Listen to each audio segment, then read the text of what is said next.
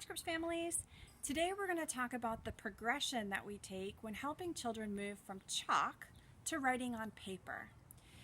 Remember, with chalk we start with really big gross motor movements, and we begin to divide the chalkboard into smaller sections to refine and make those movements even smaller. When we move to paper, we want to follow the same progression.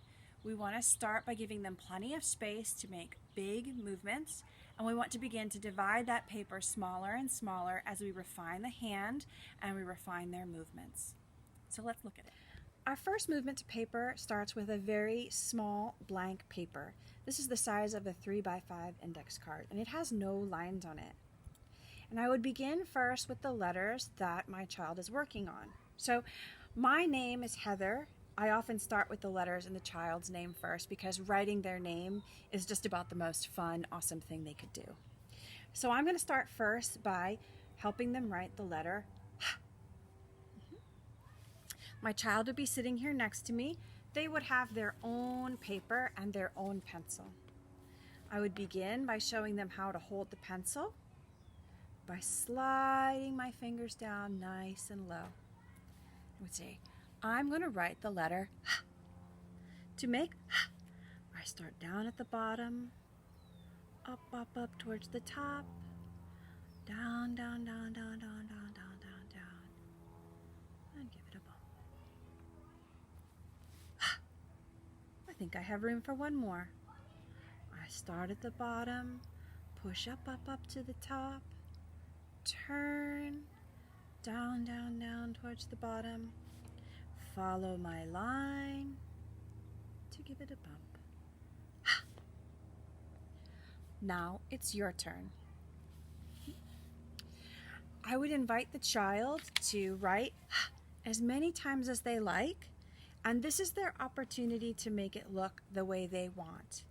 If you see they're struggling, now is the time to resist the correction. Notice how they're doing it, and you can correct with the chalk. Remember, the chalk gives them a chance not only to make the very big movements and to really feel the letter, but also to be able to trace it with their finger. So the child might fill in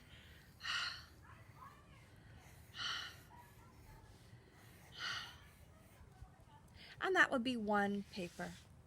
And I might encourage them to fill up 2, 3, 4, 5 different pieces of paper for one letter. We practice. And when they're done, I would say, would you like to do another letter? If they say no, that's fine. Handwriting is hard work. One letter a day is awesome. They can choose to do it another day. Just like with the chalkboard, we want to encourage them to make their letters smaller and smaller because we want to encourage them towards writing paper and writing on lined paper. So I can take my ruler, put it approximately in the middle of the paper, and draw a line.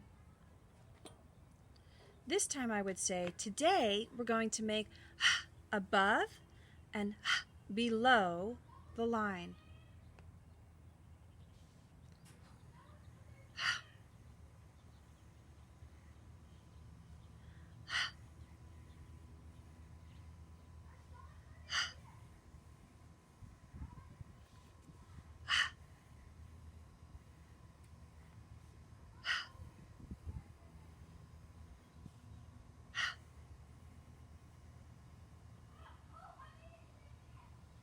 Now it's your turn.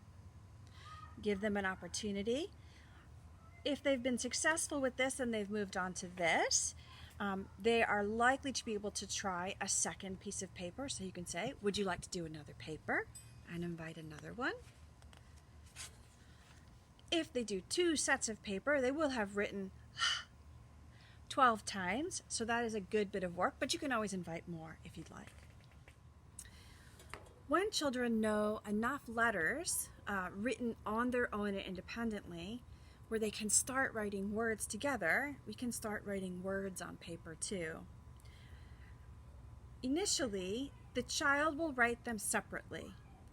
So we can say, I'm thinking of a word, and the word I'm thinking of is the word cat.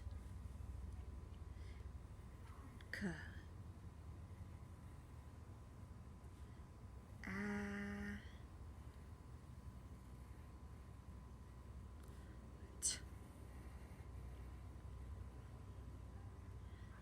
Then I would say to the child, now I'm going to make it a word, and I do that by connecting each of the letters. So the first connection and the last connection touch each other. Over time, I can show them how to write more fluidly the word cat without picking up my pencil. K. Pause.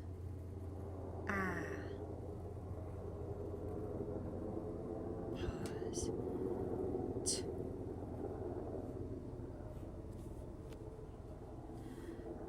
Dog. D.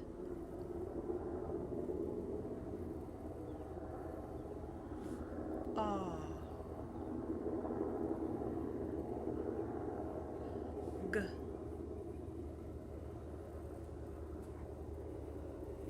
Dog.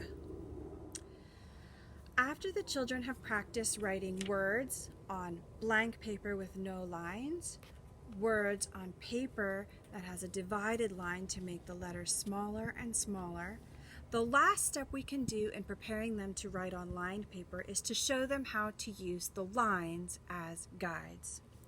To do this, we want to take our paper and we want to divide it into 3 equal sections. There'll be a little bit at the top and a little bit at the bottom too. So I'm going to make 4 lines.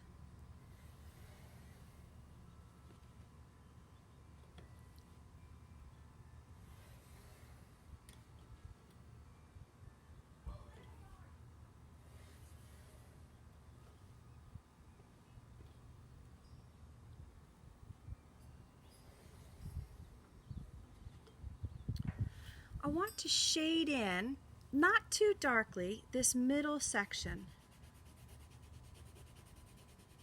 I only need to do this the first couple times we're practicing. It's to draw the child's eye to that middle section. And in this middle section is where all of our small letters live, like our vowels, a, ah, s, and little k. So now I might say to the child, I'm thinking of a word. And I want to try to think of a word that is going to use the entire space. So I'm going to think of the word flag.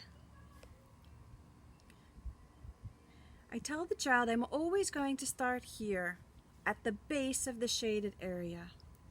F is a very tall letter. It reaches up to the top line, down, all the way to the bottom line.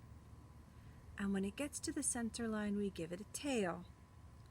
Is a tall letter that reaches up,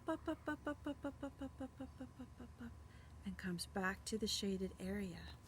A is a little letter. It stays entirely inside the shaded area. And G has a circular part that stays inside the shaded area and legs that reach down low to the base. Flag. If a child is struggling with one letter in particular, you can go back to just writing one letter at a time on this paper. For example, we can invite them to work on a whole row of G. G.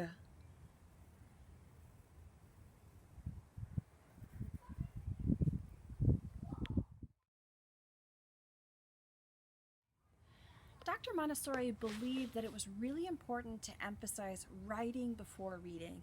And she thought this was so important because writing is a form of self-expression.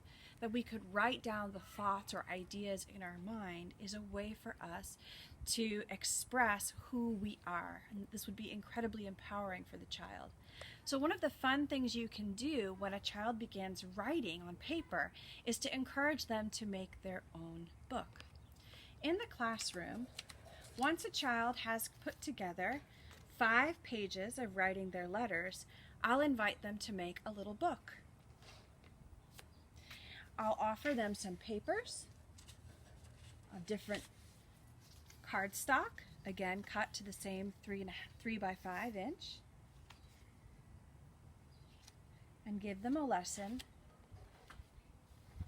in how to make a booklet. I like to show them either a special hole puncher like we would use for punching 3-ring binders, or if you have one of these are really fun too, because it really forces them to squeeze so tight to make 1, 2 holes. Just like with the sewing work, we'll measure out 1, 2 pieces of thread,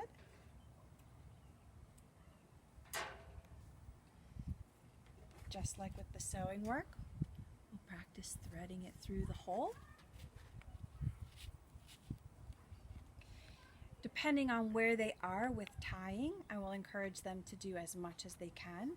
That may mean that they're going to cross it like the spindle boxes and wait until I can help them.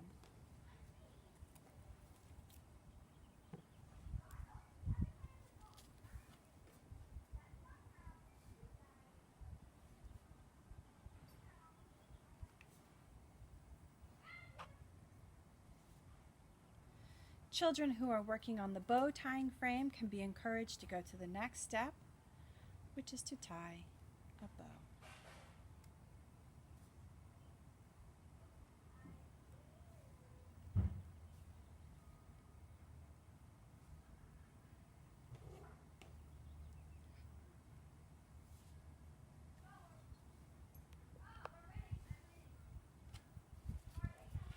This can be one of their first books of letters.